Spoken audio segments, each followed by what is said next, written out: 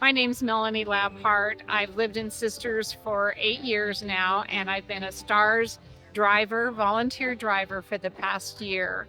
Um, I came to a point where I wanted to have more meaning to my life, and I had the time, and so I had heard about STARS by reading articles in the Nugget about it, and I thought, wow, that sounds awesome. And so I sent in my interest that I wanted to volunteer, and they contacted me and had the training. And it's been the most meaningful experience in this last year. I know that I make a difference in these people's lives, being able to transport them to and from non-emergency medical appointments. And I've become close to numerous passengers.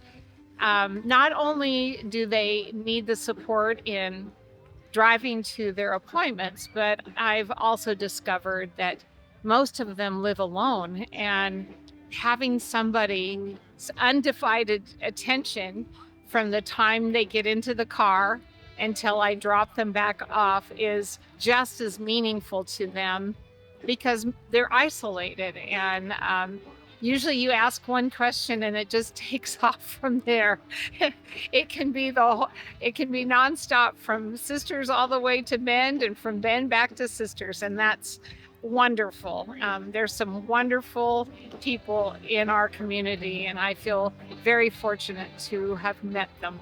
In fact, just today, I received a phone call from a dear friend. Their life situation has changed. He had a bad fall. She's fearful of driving and into Bend, and that's where his doctors are. And so she called me to find out all about STARS. There's most of my passengers, quite a few of them are on oxygen, and they don't have the strength or the ability to drive anymore.